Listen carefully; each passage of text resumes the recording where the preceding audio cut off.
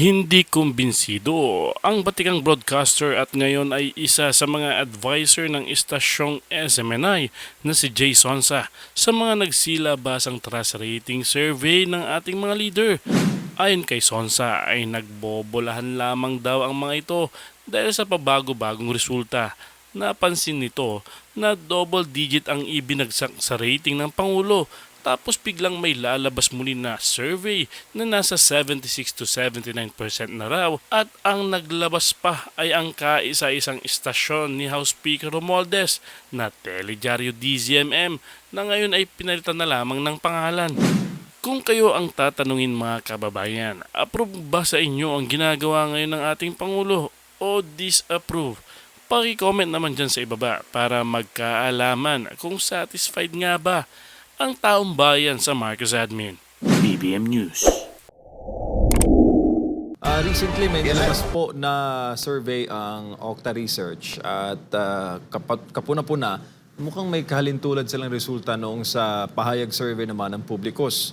Sa pahayag survey kasi Sir Jay, ang mga Pilipino, mga kabayan natin dyan sa Mindanao ay nagsisisi pong bumoto kay Pangulong Bongbong Marcos. Now, sa survey po ng Okta, pinakamababa po 17% yung nakuha niyang suporta sa mga taga Mindanao. Though, sa survey po ng Okta Research, si President BBM ay nakakuha ng 31%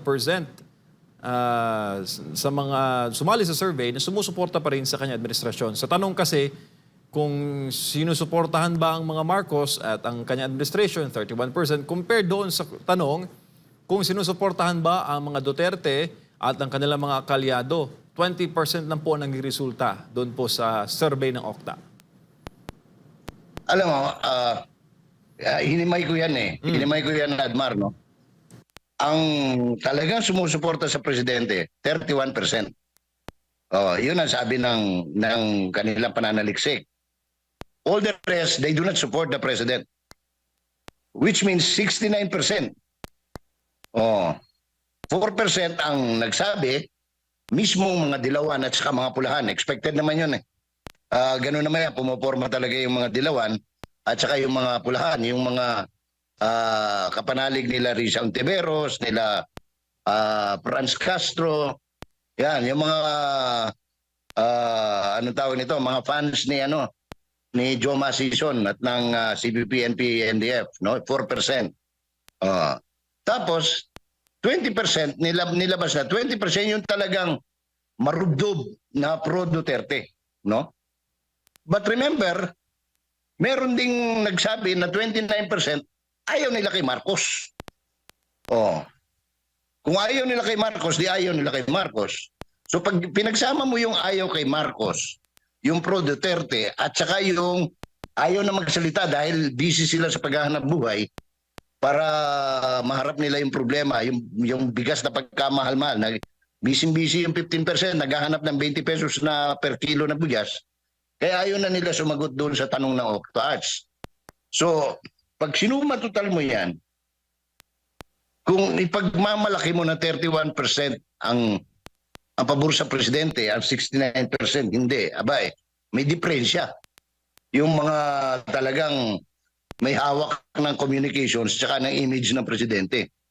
Kung kampante ka, natutuwa ka, ilalabas mo sa media yung ganyang storya, abay, talaga may diferensya. No, if only 31%. Can you imagine, when Duterte left office, tapos na siya, hindi na siya presidente. Citizen, digong na lang siya. Mahigit 80% pa yung kanyang approval and trust rating. Tapos ito, wala pang 2 taon nakaupo, 31% na lang. Kung pagbabasihan yung sinasabi ng Okta Arts. Ako, ganun dapat ang tingin mo eh. Pag crisis management, consultant ka, titingnan mo, ano ba yung problema? Himayin mo talaga kasi hindi mo masusolusyonan yan pag hindi mo inarap yung problema. Ngayon, kung ipalalabas mo sa publiko na happy ka, kasi remember, lumabas ito, matapos lumabas yung desisyon ng Pulse Asia at saka ng Pahayag. Both survey are saying na double digit yung ibinagsak sa approval and trust rating of the president. Tapos biglang maglalabas ka ng MP RD survey na 76 at 79%.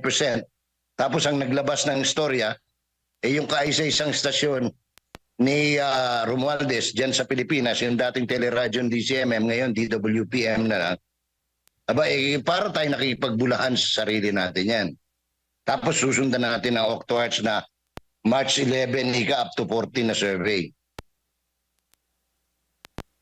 Opo. Sir So, Jay, kasama po ba Wala pang pumuputok na na dokumento sa PIDEA na diyan sa Rockwell, no? Oh. Sir, kasama po ba sa crisis Kaya lang. management yung paggawa ng mga smoke screen at ginagawang national issue si Pastor Apollo C. Quiboloy? Oo. Ang tawag diyan ida-divert mo yung yung atensyon ng publiko.